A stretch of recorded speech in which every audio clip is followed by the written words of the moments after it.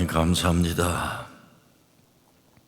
이 하루 가운데 주의 기쁨과 영광이 될 수 있도록 말씀과 기도로 시작시켜 주시오니 아버지 하나님 지혜롭게 하시고 헛되고 부질없는 것에 우리 생각과 마음을 빼앗기지 않게 하시고 주님께로 집중하게 하여 주시옵소서.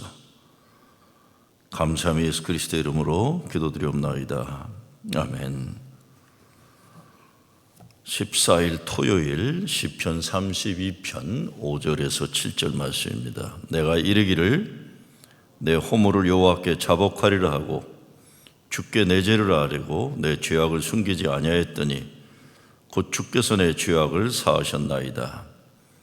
이로 말미암아 모든 경건한 자는 주를 만날 기회를 얻어서 주께 기도할지라.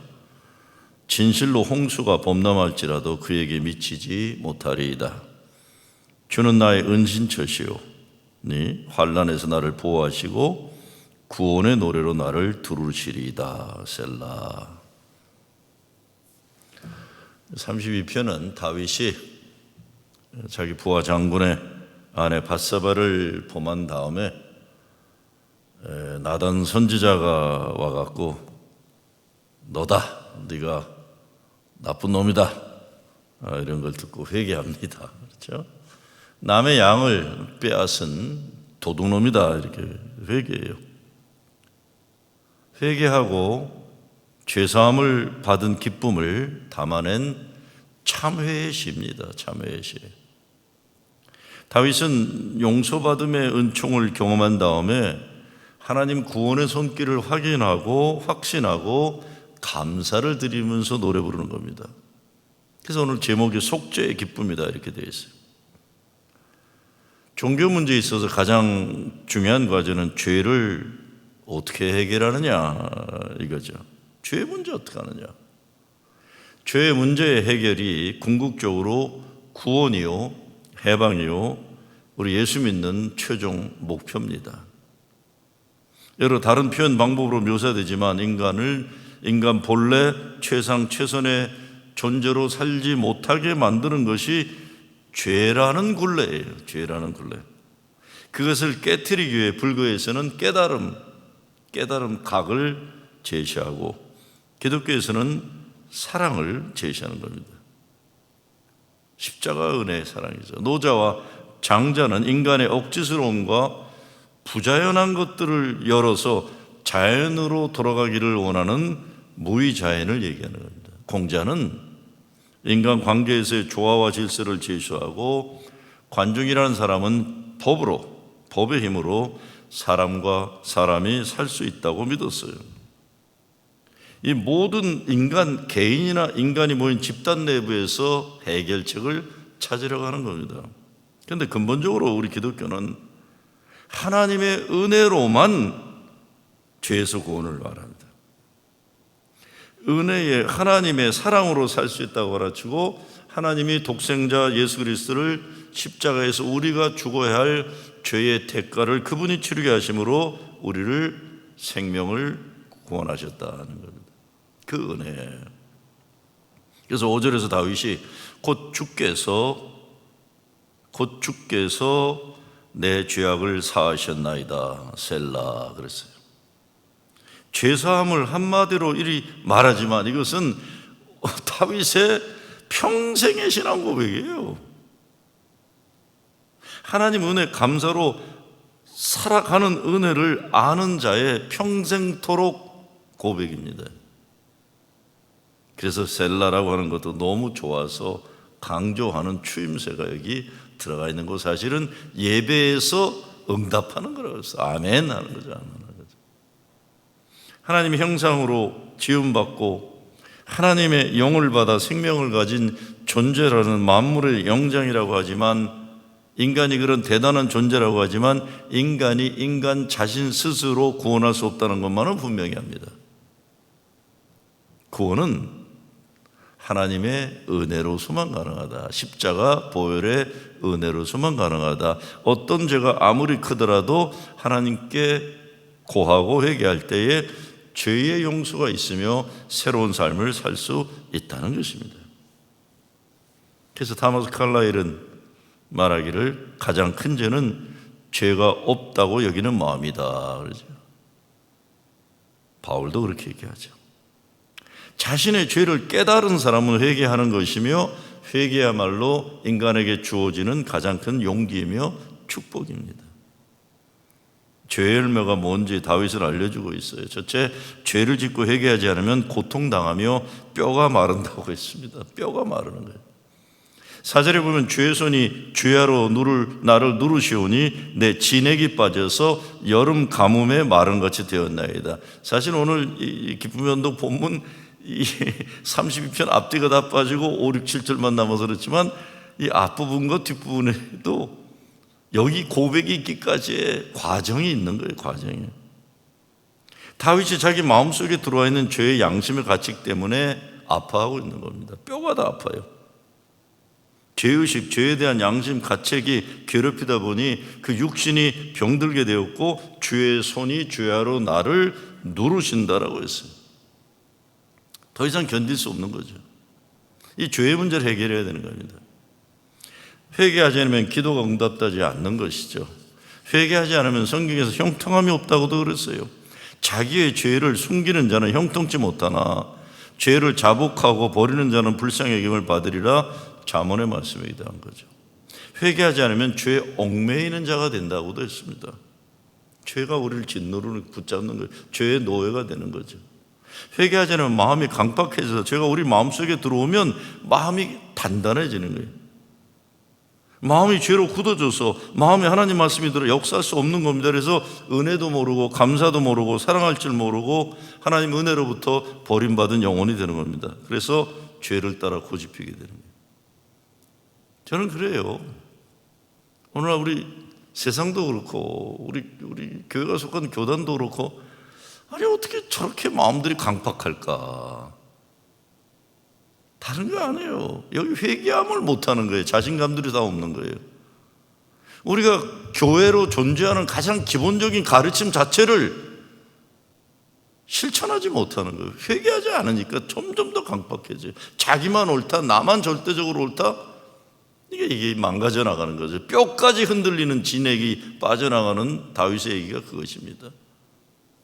여기저기 교회들이 어려움에 속에서 아파하는 사람들, 짓눌리는 사람들이 있는데 정작 이 거대한 교단의 지도자들에게는 회개가 없는 거예요. 답답하죠? 그러면 어떻게 되냐? 하나님과의 교제가 깨어지는 거예요. 멸망에 나가는 거고. 그래서 다윗은 복받은 인간이에요. 죄를 크게 졌지만. 왜? 회개하고 하나님 은혜를 체험했어요. 용서받음의 기쁨을 알았습니다. 그래서 1절에서 허물의 사함을 받고 자신의 죄가 가려진 자는 복이 있다라고 했습니다. 자신의 죄가 가려진 자는 복이 있다. 예수님이 덮어주신다는 뜻이죠. 죄에는 잘못된 죄와 잘못한 행함의 죄와 하지 않은 죄가 있다고 그랬죠. 예수를 믿음으로 죄에서 구원받는다는 것은 잘못된 죄 때문에 그 인간에게 주어진 최상과 최선의 삶을 발휘하지 못하고 낭비한 인생인데 거기에서 건져내면 되는 거예요. 그래서 구원받은 사람은 하나님의 일을 감당해야 하는 사명을 가지게 되는 겁니다. 전 하나님이 우리를 죄의 구렁텅이에 놔두지 않으시고 용서하시고 구원하시는 것은 절대로 하나님이 만드신 어느 인간도 쓸모없이 낭비되는 것을 원치 않으시라고 생각합니다. 인간을 창조하시고 참 좋았다. 그 초무도가 있으시기 때문에 한 사람도 쓰레기로 덧없이 버려지는 인생을 원치 않으시는 거예요. 저거 써먹을 쓸모 있는 인간 되어야 되는데 나의 구원의 역사에 저게 쓰임받아야 되는데 하나님 뜻에 따라 쓰여지기 위해 우리는 먼저 우리를 얽어매고 속박하는 죄의 굴레에서 해방되어야 됩니다. 오늘 시편은 하나님께 털어놓고 고백하라고 하죠. 공동번역에서는 이렇게 죄를 고백한 사람도 하나님은 기꺼이 용서하시고 그들은 주님을 굳게 믿는 자들이 되어 모두 굳게 기도하게 된다고 했어요. 기도함으로 하나님의 도우심만이 아니라 힘을 얻어 하나님이 뜻하시는 일을 위해 쓸모있는 자가 된다는 것입니다. 다윗은 회개하고 하나님 안에서 자기 자신을 다시 회복하고 보니 하나님이 이끌어 주시는 새 삶의 기회를 이렇게 표현합니다. 오늘 시편 8절에 보면 내가 내 갈 길을 가르쳐 보이고 너를 주목하여 훈계하리로다 라고 했는데, 개역에서는 새번역에서 보면 내가 가야 할 길을 내가 너에게 지시하고 가르쳐 주마, 너를 눈여겨보면 너의 좋은 자가 되어주겠다, 이렇게 새번역에서는 얘기해요. 죄진 건 잘못한 거죠. 다윗의 죄는 어마어마한 악한 죄예요. 근데 죄를 짓고 다윗이 회개를 하니 하나님이 직접 좋은 자가 되어주겠다고 하시니 얼마나 감사한 겁니까? 다윗이 노래합니다. 허물에 사람을 받고 자신의 죄가 가려진 자는 복이 있도다. 허물에 사함을 받고 자신의 죄가 가려진 자는 복이 있도다. 죄가 가려진 자라는 표현이 참 고마운 표현이죠. 죄를 회개한 자들에게 갈 길을 가르쳐 보여주신 하나님을 생각하며 죄의 가리움을 고마워하는 것이에요. 그리고 자기가 고통 속에 있을 때에 건져주시고 한결같이 따뜻한 사랑으로 보살펴 주시는 하나님을 만난 것입니다. 다윗이 만난 그 하나님, 죄의 가리움을 주시는 하나님을 만나야죠. 며칠 전 달라스에서 모인 한인교회 총회 마지막 날 성명서를 내기로 했었는데, 성명서라는 말이 아니라 고백과 결단이라는 말로 바꿨어요. 참 잘했다고 저는 생각했어요. 성명서라는 건 잘못하면 자기는 아무 문제가 없는데 다른 사람들만 문제가 있다고 할 수는 위험이 있습니다. 예수 믿는 사람들이 모인 교회 공동체는 성명서를 내기보다 회개와 고백이 먼저 있어야 하는 거니까 잘한 겁니다. 제가 목회를 하면서 보면 나는 아무 죄가 없는 사람이다, 이런 사람들, 이런 존재감을 나는 사람들 때문에 참 피곤해요. 죄가 없는 사람이 교회를 왜 와요? 근데 그래요. 그러고들 살아요. 난 죄가 없다. 뭐로 교회 와요? 그냥 혼자 있어도 다 자기가 알아서 살면 되죠. 피곤해요. 목사들 가운데도 보면 자기는 절대로 아무 문제가 없고 다른 사람 다 문제라고 생각하는 사람 보면 거의 다 목회를 못 하더라고요. 제가 옛날에 동남부에 있을 때 어떤 선배 어른인데 교회를 9개를 말아드신 목사님이 계세요. 그분이 가는 데마다 교회가 다 안 됐는데 모임에 오면 다 남들 잘못이야. 자긴 잘못이 없는. 난 우와, 참 저러기도 쉽지 않은 건데 저렇게 자기를 돌아보는 능력이 없이 왜 목사가 되었을까? 난 상상이야. 오, 진짜 기가 찬 그런 분 봤어요. 항상 모임에 오면 뭐 교인들 잘못이고 감리사 잘못이고 감독 잘못이고 자기만 잘못이 없는데 가는 곳 9교회를 다 말아 잡수신 분이세요. 사람들끼리는 잘난 체하고 종교적으로 거룩한 폼도 잡고 그렇지만 사람들은 넘어가는지 모르지만 우린 주님 앞에 서야 하는 사람들이에요. 주님 앞에 서면 죄 용서받음에 감사와 감동으로 흐르고 두렵고 떨리는 경건함으로 서야 되는 겁니다. 그래야 하늘에서 은혜의 물줄기가 흘러내릴 수 있는 거예요. 교단 문제도 마찬가지입니다. 다시 말씀드리지만 교단이 이렇게 엉망이 되어 가는데 아무도 잘못했다는 사람들이 없어요. 저는 목회하면서도 작은 문제들이 터지면 작은 문제를 터지면 교인들 잘못이다, 아니면 부목사들 잘못이다 생각하고 넘어갈 때 있어요. 그런데 큰 문제가 터지면요, 어느 순간부터 남을 탓하면 안 되는 거예요. 큰 문제가 터지면 나 자신을 목사가 돌아볼 수밖에 없어요. 겉으로 보기엔 이런저런 문제이지만 깊이 들여다보면 이것은 영적인 문제예요. 하나님이 영적으로 가르침을 주시고자 하시는 때예요. 담임 목사인 나 자신에게 주시고자 하시는 하나님의 말씀이에요. 물론 담임 목사가 대단하다 이런 얘기를 하려는 게 아닙니다. 그러나 내가 책임 맡은 교회의 큰 문제는 영적으로 내가 돌아봐야 되는 그 책임은 나에게 있는 거예요. 때로는 고난을 통해 은혜와 축복을 준비하시는다는 것도 경험하게 되는 겁니다. 그래서 큰 문제가 터지면 지도자들이 회개하는 겁니다. 나는 우리 교회가 속한 이 교단의 가장 큰 답답함은 왜 지도자들이 회개를 안 해요? 높은 자리에 있는 사람들은 회개를 안 하고 바닥에서 목회하는 목사들하고 교인들만 숨막히고 어렵게 자꾸 짓누르고 있는 거예요. 아니 여러분 그렇지 않습니까? 아니 회개하는 사람이 없어요. 교회들이 이렇게 어려워지는데. 다윗이 저지른 죄 정말 큰 죄예요. 근데 회개했어요. 회개하니까 죄 용서받음의 감격과 기쁨이 있었어요. 그래서 다윗은 평생 하나님의 마음에 합한 자로 살아가는 거예요. 어떤 죄라도 우리 주님께 내놓고 고백하시기 바랍니다.